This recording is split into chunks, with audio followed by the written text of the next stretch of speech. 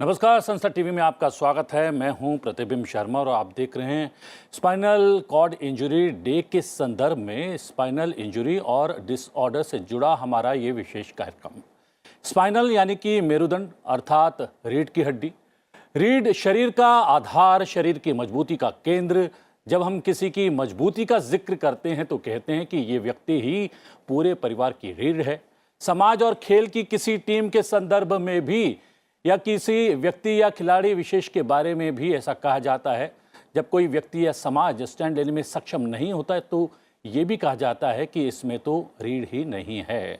आज हम इस विशेष में बात करने वाले हैं ऐसे खास मेहमान से जिनके जीवन का आधार स्पाइनल यानी कि रीढ़ पर बीमारी का ऐसा आघात हुआ कि उनकी जान ही खतरे में पड़ गई। लेकिन डॉक्टर्स की चिकित्सा और अपने हौसलों के दम पर न सिर्फ इन्होंने जीवन में वापसी की बल्कि एक मुकाम भी हासिल किया। हमारे साथ होंगे चिकित्सा जगत के विशेषज्ञ जो न केवल हमें स्पाइनल इंजरी डिसऑर्डर के बारे में बताएंगे, साथ ही इसके इलाज की जानकारी भी देंगे। जी हाँ, विशेषज्ञ मेहमानों से आपका परिचय करवा देता हूं। दो विशेषज्ञ मेहमान हमारे साथ वर्चुअली जुड़े हुए हैं। हमारे साथ जुड़ी हुई हैं पद्मश्री दीपा मलिक, एथलीट और पैरा ओलंपियन। आपका बहुत बहुत स्वागत है दीपा जी। और हमारे साथ शिवजीत सिंह राघव भी हैं, वाइस प्रेसिडेंट हैं द स्पाइनल फाउंडेशन के। शिवजीत जी, आपका भी बहुत बहुत स्वागत है। और स्टूडियो में भी एक खास मेहमान हमारे साथ जुड़े हुए हैं, डॉक्टर हरविंदर सिंह छाबरा हैं, chief of spine service and medical director, Indian spinal injury centre. आपका बहुत बहुत स्वागत है डॉक्टर हरविंदर जी। और सबसे पहले मैं जाना चाहूँगा, दीपा जी हमारे साथ जुड़ी हुई हैं। दीपा जी, आपका बहुत बहुत स्वागत है। और आपका जब नाम लेते हैं तो हमें गौरव की अनुभूति होती है, पूरे देश को गौरव की अनुभूति होती है। जैसा कि मैंने शुरुआत में कहा कि रीढ़ जो है शरीर का आधार होती है, ऐसा कौन सा वक्त आया जब इस आधार पर आघात हुआ और आपको जीवन में सब कुछ अंधेरा ही नजर आने लगा? बचपन में पहली बार ट्यूमर्स आए थे मेरी स्पाइनल कॉर्ड पे, लेकिन तब डैमेज कुछ ज्यादा नहीं हुआ था। 2-3 साल लगे बीमारी को पता करने में, सर्जरी होने में, रिहैबिलिटेशन होने में, और मैं दोबारा चल पड़ी। लेकिन 2 बच्चों की माँ होने के बाद लगभग 29-30 वर्ष की आयु में ये ट्यूमर्स की शिकायत वापस लौट कर आई। और इस बार जो ट्यूमर थे वो स्पाइनल कॉर्ड के रीढ़ की हड्डी के नीचे अंदर से अवतरित हुए। तो डॉक्टर्स के पास चॉइस नहीं थी, सिर्फ उसको स्कूप करके काट के बाहर निकालना ही एक इलाज था।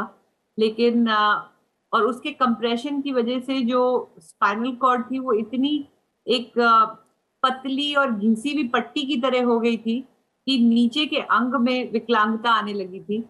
और ऑपरेशन के बाद मुझे ये पहले ही बता दिया गया था कि आपको हम जीवित रखने की कोशिश करेंगे, लेकिन जैसे ही ट्यूमर निकालेंगे तो स्पाइनल कॉर्ड कटेगी और वर्टिब्रल कॉलम्स के अंदर भी काफी आघात होगा और बचा हुआ जीवन फिर आपको पैरालिसिस के अंदर गुजारना पड़ेगा, व्हील चेयर के ऊपर बैठकर, जहाँ पे मल और मूत्र की शक्ति भी जाती रहेगी। स्पाइनल कॉर्ड इंजरी का ये सबसे बड़ा चैलेंज होता है कि आपका ब्लैडर और बाउल कंट्रोल भी आपके वश में नहीं रहता, शरीर तो जाता ही जाता है। बहुत ही दुखद यात्रा से आप गुजरी और वहाँ से उभरकर आपने भारत का नाम विश्व में रोशन किया। जैसा कि हम लोग बात कर रहे हैं डॉक्टर हरविंदर जी, आज spinal injury cord injury day है, तो इस डे को, क्योंकि हम देख रहे हैं कि विभिन्न डे और दिवस स्वास्थ्य के क्षेत्र में भी लगातार मनाए जा रहे हैं, इस दिन का मनाने का क्या उद्देश्य क्या है?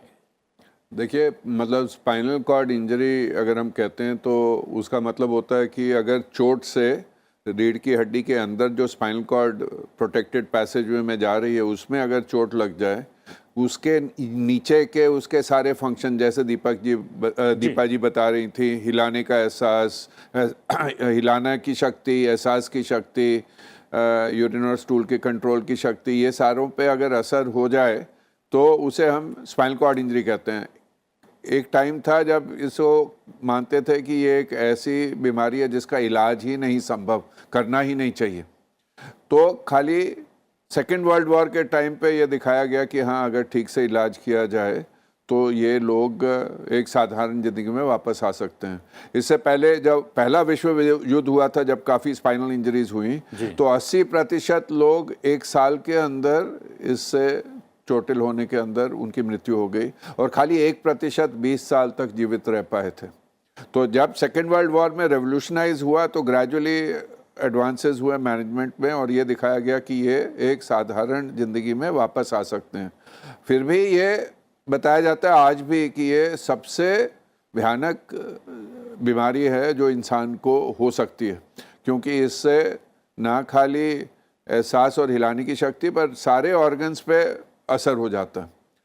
पर ये चेतना फैलाना कि इसके बावजूद अगर एक अच्छा इलाज हो तो ये एक साधारण ज़िंदगी में वापस आ सकते हैं, और ना खाली साधारण ज़िंदगी में वापस आ सकें, अगर चुनौती स्वीकार करें तो बहुत कुछ करके दिखा सकते हैं, जैसे कि दीपा जी या शिवजीत जी ने करके दिखाया। तो ये लोगों में जागरूकता फैलाने के लिए इंटरनेशनल स्पाइनल कॉर्ड सोसाइटी ने 5 सितंबर को स्पाइनल कॉर्ड इंजरी डे मनाने का फैसला किया था। और एक और चीज़ है, ये भी लोगों में एहसास दिलाना कि ठीक है, चोट हो तो आप इसमें से सफल निकल के एक साधारण जिंदगी में आ सकते हैं, पर बचाया भी जा सकता है चोट को, है ना। दीपा जी के तो ट्यूमर था, 2 तरह से होती है, या तो कोई बीमारी हो उससे स्पाइनल कॉर्ड पे इंजरी होती है, या चोट से, जैसे कि रोड ट्रैफिक क्रैश में, ऊंचाई से गिरने में।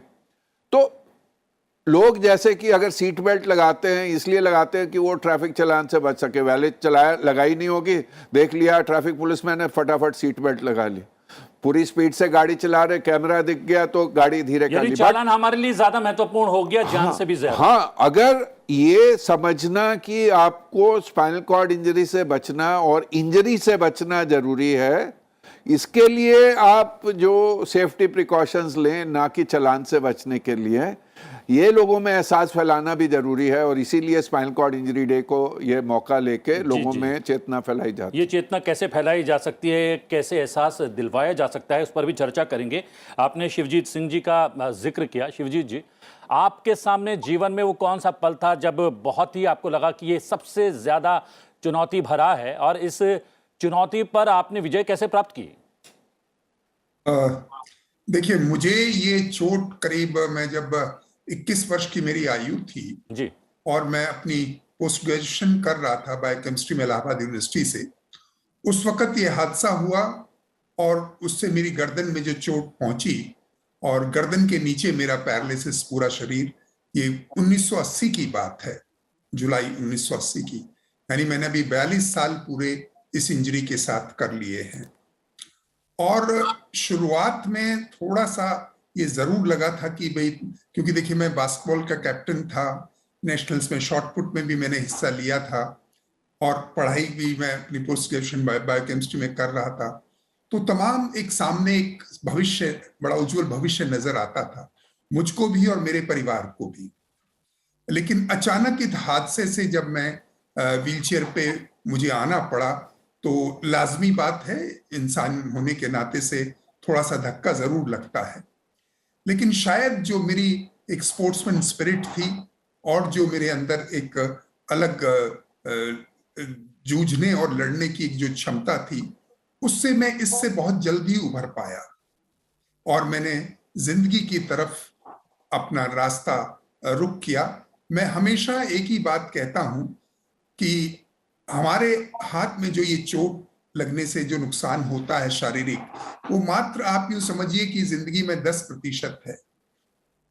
बाकी का 90% आप अपनी जिंदगी के साथ क्या करते हैं, किस तरह से उसको जीते हैं और किस तरह से लोगों के काम आते हैं और दुनिया के अपना नाम करते हैं, ये आपके ऊपर निर्भर करता है। तो शायद इसी विचार को आपने ध्यान में रखकर, शिवजीत जी, इसी विचार को ध्यान में रखकर 2007 में आपने स्पाइनल फाउंडेशन से जुड़ने का निर्णय किया। जी जी जी, बिल्कुल। और करीब 2007 में हम लोगों ने 4 साथियों ने मिलकर स्पाइनल फाउंडेशन की शुरुआत की थी और धीरे धीरे आपको जानकर बहुत अच्छा लगेगा कि इस वक्त करीब करीब 10 से 15 हजार लोग हमसे स्पाइनल कॉर्ड इंजरी के जुड़े हुए हैं और जो विभिन्न क्षेत्रों में काम कर रहे हैं। करीब 50 एनजीओ TSF स्पाइनल फाउंडेशन के अम्ब्रेला के नीचे जुड़े हुए हैं और सब एक दूसरे से संपर्क रखते हैं, जो भी एक दूसरे से योगदान कर सकते हैं, कोऑर्डिनेट कर सकते हैं, तमाम कार्यों में उसमें लगे हैं। और जैसा आपको अंदाजा होगा कि मैं उसका वाइस प्रेसिडेंट हूँ और भी तमाम साथी उससे जुड़े हुए हैं। इसकी फंक्शनिंग की अगर चर्चा करें, किस तरीके से ये फाउंडेशन काम करता है और अभी तक कितने लोगों को सीधे तौर पर इस फाउंडेशन से लाभ पहुंचा है, संक्षिप्त में कुछ जानकारी दे पाएंगे? जी बिल्कुल बिल्कुल जी। देखिए, दो तरह से है। एक तो बिल्कुल जो उनको नई चोटें लगती हैं और जिनको चोट लग के अभी 3 महीने 4 महीने या साल भर हुआ है, वो और उनका परिवार बड़े असमंजस में होते हैं कि भाई ये क्या हो गया, और उनकी समझ में नहीं आता। दूसरा, वो विश्वास नहीं करते कि इतना गलत उनके साथ हो गया है कि वो आगे, मतलब उनको ठीक होने की उम्मीद के चक्कर में वो इतना चारों तरफ इधर से उधर घूमते रहते हैं। हमारी फाउंडेशन में करीब मुझ जैसे 150 पीयर काउंसलर्स हैं जो पूरे भारत में फैले हुए हैं, और हम लोगों को जैसे ही इस तरह के नए व्यक्ति का पता लगता है, उसको तुरंत हम लोग संपर्क में उसके जाते हैं, उसको और उसके परिवार को उस असमंजस की स्थिति से, उस ट्रॉमा से निकालने की पूरी कोशिश करते हैं। और अगर वो पढ़ रहा था तो उसको वापस ये उत्साह उसका करते हैं कि वो वापस ज्वाइन करे। कोई जॉब कर रहा था तो, यानी वो ज्यादा अपने इलाज की तरफ ना सोच के अब आगे जिंदगी को अपने हाथ में ले, इस तरफ हम लोग काम पूरा कर रहे हैं, बहुत तत्परता से लगे हुए हैं। और अच्छी बात यह है, जैसे मैंने कहा कि जो तमाम एनजीओ जुड़े हुए हैं, तो किसको क्या जरूरत है उसको उस पर्टिकुलर एनजीओ की तरफ हम उसको नेटवर्किंग के थ्रू भेज पाते हैं कि उसको आगे स्किल डेवलपमेंट की जरूरत है या स्पोर्ट्स की तरफ उसको जाना है। तो ये तमाम काम टीएसएफ कर पा रहा है और बहुत लोगों की जिंदगी में हम बहुत बड़ा फर्क डाल पाने में कामयाब पिछले इन 6-7 वर्षों में रहे हैं। दीपा जी, आपका हौसला तो सैल्यूट करने वाला है ही, लेकिन अपने डॉक्टर्स को, चिकित्सकों को कितना आप श्रेय देते हैं कि आप इस बीमारी से उबर पाएं, और न केवल उबर पाएं बल्कि आपने अपने हौसलों के दम पर बहुत कुछ अचीव किया, न केवल निजी तौर पर अपने लिए बल्कि देश के लिए भी? देखिए, जो बात अभी शिवजीत सर ने कही और डॉक्टर छाबड़ा जी ने कही कि एक अच्छी रिहैबिलिटेशन, एक अच्छा मानसिक मार्गदर्शन, एक शरीर को मेंटेन करना और कैसी गतिविधियां आप कर सकते हैं, उसका साक्षात परिणाम मैं हूं। एक प्रैक्टिकल थ्योरी की बात करें तो प्रैक्टिकल मैं हूं। मैंने नए शरीर को नए ढंग से सीखा, रिहैबिलिटेशन सीखी और फिर इसी शरीर को खेलों में भी लगाया, अवेयरनेस प्रोग्राम्स में भी लगाया और इंस्पिरेशनल मोटिवेशनल टॉक्स देकर भी बहुत जागरूकता पैदा करी इस स्पाइनल कॉर्ड इंजरी के अराउंड। क्योंकि महिला होकर मलमूत्र की शक्ति तक ना कंट्रोल कर पाना, तो फिर ये महिला घर से बाहर कैसे निकलेगी, ये घर कैसे चलाएगी, ये बच्चे कैसे पालेगी, ये गृहिणी कैसे बनेगी। तो इन्हीं सभी सवालों के तहत मैं दबी रही। श्रेय बहुत देती हूँ मार्गदर्शकों का, डॉक्टरों का, क्योंकि 1999 में मेरे को क्षति पहुंची थी। 2005 तक, जब तक मैं प्रॉपर रिहैबिलिटेशन के लिए दोबारा दिल्ली नहीं आई, मैं छाबड़ा जी से मिली, मैं शिवजीत जी से मिली, इंडियन स्पाइनल इंजरी सेंटर में मैंने occupational therapy and active rehab सीखा। सही प्रकार की व्हीलचेयर पे कैसे बैठना है, कौन सी व्हीलचेयर है जो आपके शरीर के लिए सही है, जो आपको बहुत एक्टिव और करेक्ट पोस्चर देगी, आपको भोजन कैसा करना है, आपको अपना मल और मूत्र को कैसे खुद कंट्रोल करना है, कैसे आप कौन सी असिस्टिव एड्स आप यूज कर सकती हैं, कौन सा मेथड आप यूज कर सकती हैं एनीमा लेने का, कैथेटराइजेशन करने का। जब मैंने खुद अपने शरीर के बारे में सीखा और ये देखा कि ये मुमकिन है, और उसके बाद से आप देख सकते हैं कि 2006 में ही मैंने फिर जब ये जाना कि जो एक्सरसाइजेस हम एक डॉक्टरी तरीके से करते हैं, उसको हम खेल के प्रांगण में भी कर सकते हैं। और साथ ही मुझे एक पर्पस मिला जब मैं खुद ट्रैवल करने लगी, खुद खेलने लगी, मेडल जीतने लगी, तो कुछ ध्यान पॉलिसी और अवेयरनेस की तरफ भी गया। तो मुझे लगता है कहीं ना कहीं बहुत श्रेय जाता है मार्गदर्शन का, अवेयरनेस प्रोग्राम्स का, डॉक्टरी इलाज का, रिहैबिलिटेशन का, ऑक्यूपेशनल थेरेपी का और मेंटल काउंसलिंग का और फैमिली काउंसलिंग का, क्योंकि जब एक परिवार में एक सदस्य को क्षति होती है तो उसका इम्पैक्ट पूरे परिवार को पड़ता है, क्योंकि उसको शिफ्टिंग कराना, उसको ले जाना। मैं तो यहाँ तक गाड़ी तक मैंने हाई ऑल्टीट्यूड में चलाकर या नदी को तैरकर क्रॉस कर ये बता दिया कि छाती का निचला हिस्सा कितना भी यूज में ना आ रहा हो या लकवाग्रस्त हो, अगर आपका मन पक्का है, आत्मविश्वास है और आपने सही रिहैबिलिटेशन करी है और अपने शरीर को मेंटेन करना सीखा है, तो आप कुछ भी कर सकते हैं। मेरे पास 4 एडवेंचर के लिंक का वर्ल्ड रिकॉर्ड जी। है। और खेलों के बारे में तो आप सबको पता ही है कि भिन्न भिन्न प्रकार के खेलों में मैंने देश के लिए मेडल जीते हैं। और मैं एक अच्छी माँ भी हूँ, अच्छी गृहिणी भी हूँ, और अब मैं पैरालंपिक कमेटी की अध्यक्षा भी हूँ। मैं बहुत ट्रैवल करती हूँ और सरकारी बहुत सारे इनिशिएटिव के साथ भी मैं जुड़ी हुई हूँ। और आज मेरे हस्बैंड रिटायर्ड हैं, लेकिन अपनी गृहस्थी की जो आजीविका है, जो नौकरी है, वो मैं करती हूँ। तो मेजर ब्रेड विनर आज मैं हूँ। तो अगर एक महिला ये सब कर सकती है, और मुझे 23 साल हो गए हैं इस डिसेबिलिटी में अपने शरीर को मेंटेन करते हुए और सुचारू रूप से अपनी दिनचर्या को चलाते हुए। जी डॉक्टर छाबड़ा, ट्रीटमेंट तो मैं तो रखता ही है, ट्रीटमेंट के साथ साथ हौसला देना, क्योंकि हर जो मरीज़ है या व्यक्ति है उसमें दीपा जी जितना हौसला नहीं होता है, उसमें मैं कर पाऊंगा, मुझे जीवित रहना है, मुझे स्वस्थ होकर जीवित रहना है, ये हौसला पैदा करना, ये कितनी बड़ी चुनौती होती है किसी चिकित्सक के लिए? देखिए, जो पूरा ट्रीटमेंट होता है उसमें एक बहुत अहम योगदान साइको सोशल रिहैबिलिटेशन का होता है। और साइको सोशल रिहैबिलिटेशन ना खाली उस व्यक्ति का जिसे चोट लगी, पर पूरे परिवार का। आप ऐसे सोचिए, एक यंग आदमी जो कल तक भाग दौड़ रहा था, एकदम से उसको अगर स्पाइनल इंजरी हो जाए, व्हीलचेयर पे वो सीमित हो जाए, तो ना खाली इंडिविजुअल पे काफ़ी मानसिक तनाव होता है, पूरा परिवार, क्योंकि वो मेन ब्रेड विनर ही वो इंसान था, पूरा परिवार ही एक तरह से सहम जाता है। तो उन सबको एक पॉजिटिव अप्रोच लाना, अपनी इच्छा शक्ति जगाना और ये कहना कि हाँ आप सक्षम हैं, यस यू कैन, कि ऐसे उदाहरण दे के भी, जैसे कि दीपा मलिक जी, शिवजीत जी और बहुत सारे इंसान हैं जिन्होंने वो करके दिखाया जो एक आम आदमी 2 पैरों पे भी नहीं करके दिखा सकता। कई ऐसे तरीके हैं जिनसे उन्हें हमें अवगत कराना पड़ता है ताकि वो इससे सफलतापूर्वक बाहर निकले।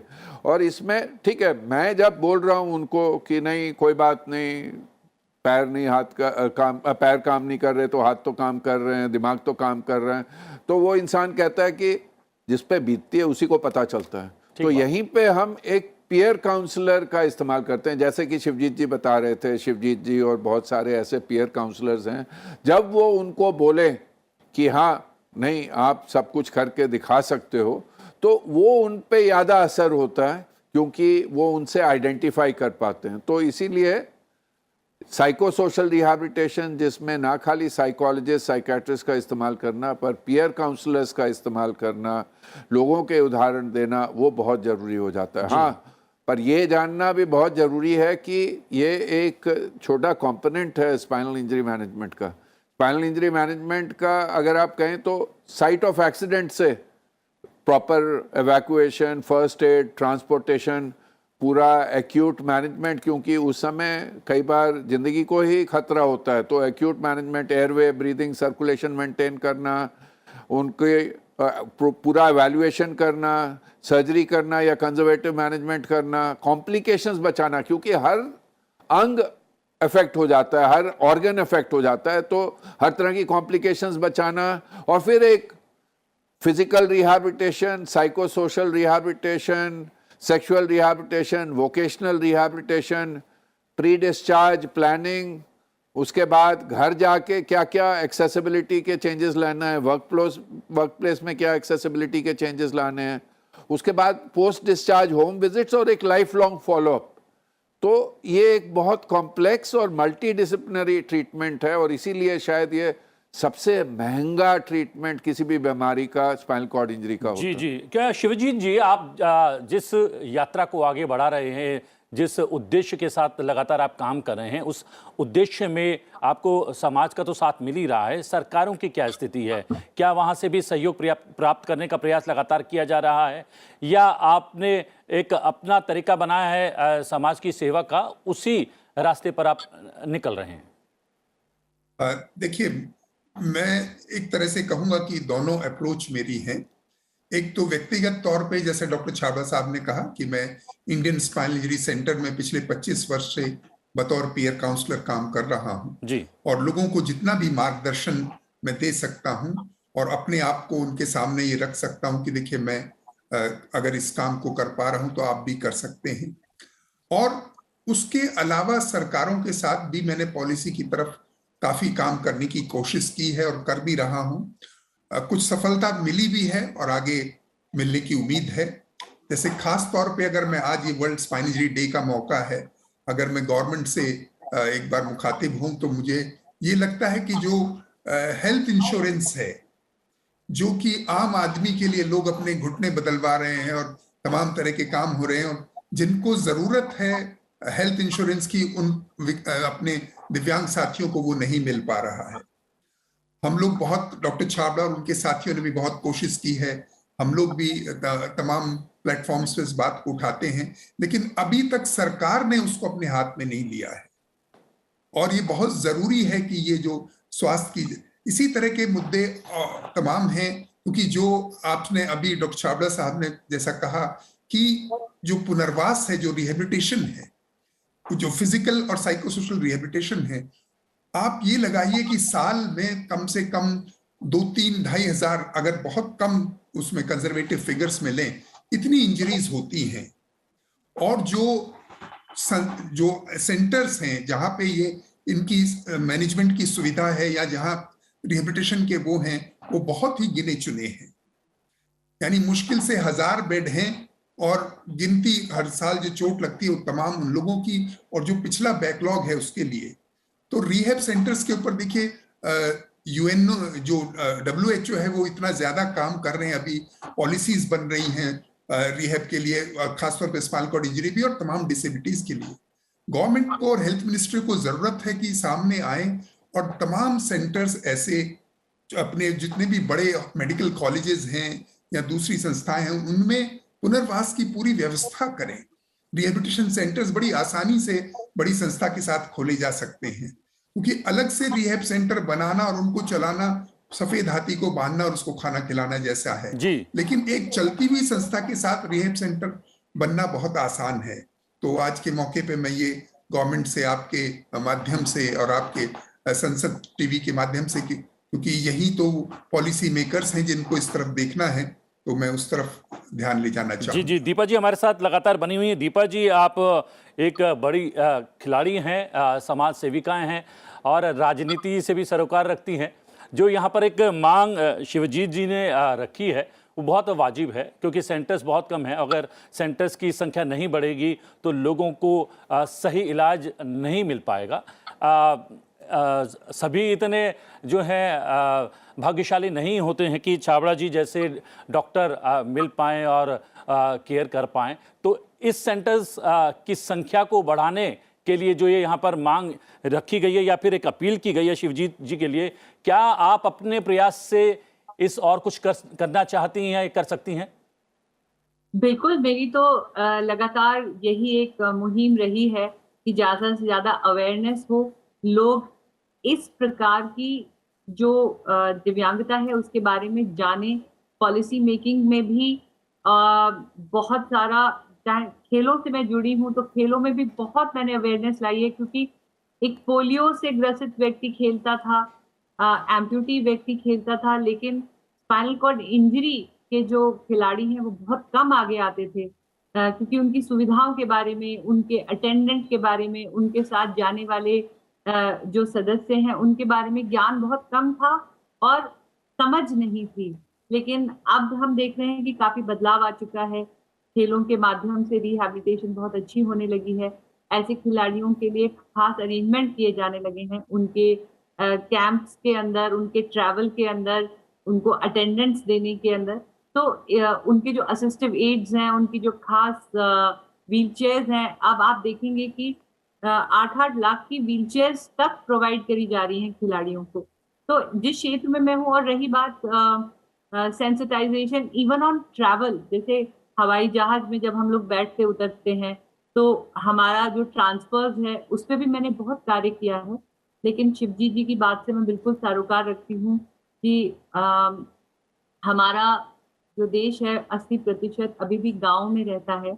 मेट्रो सिटीज में फिर भी हम सुविधाएं देख रहे हैं, लेकिन ऐसे व्यक्ति जो स्पाइनल कॉर्ड से ग्रसित हैं और जो दूर दराज के इलाकों में रहते हैं, गांव के इलाकों में रहते हैं, तो उनकी रिहैबिलिटेशन और उनको एक सुगम्यता देना जी और ऐसे इलाज तक पहुंच पाना, उसमें तो अभी कार्य काफी करने की जरूरत है। और मेरी भी यही अपील रहेगी आज के दिन। और बहुत खूबसूरत दिन है 5 सितंबर, ये हमारे देश में टीचर्स डे के नाम से भी जाना जाता है। और स्पाइनल कॉर्ड इंजरी में डॉक्टर के साथ साथ डॉक्टर का और हम जैसे सभी का एक गुरु होने का भी बहुत रिस्पॉन्सिबिलिटी होती है, क्योंकि एक दूसरे को इसमें लगातार सिखाते रहना होता है, लगातार ज्ञान देते रहना होता है। तो बड़ा खूबसूरत दिन है जिस दिन ये स्पाइनल कॉर्ड इंजरी डे भी रखा गया है। जी, और आप 3 गुरु यहाँ पर हमारे साथ इस कार्यक्रम में विशेष रूप से सम्मिलित हुए और आपने न केवल स्पाइनल कॉर्ड इंजरी के बारे में बात की, ये भी बताया कि कैसे इससे उबरा जा सकता है और कौन कौन सी चुनौतियां हैं और किन चुनौतियों पर आप लोग काम कर रहे हैं और किन चुनौतियों पर काम करना अभी बाकी है। डॉक्टर छाबड़ा, आपका बहुत बहुत धन्यवाद, आपने समय निकाला, स्टूडियो में आए। और दीपा जी आपका और शिवजीत सिंह जी आपका भी बहुत बहुत धन्यवाद, आपने समय निकाला, वर्चुअली ही हमारे साथ जुड़े और बहुत सारे बिंदुओं पर प्रकाश डाला। Thank you very much. Thank you so much. जी हाँ, इस विशेष पेशकश में इतना ही, मुझे आज्ञा दीजिए, लेकिन देखते रहिए संसद टीवी। नमस्कार।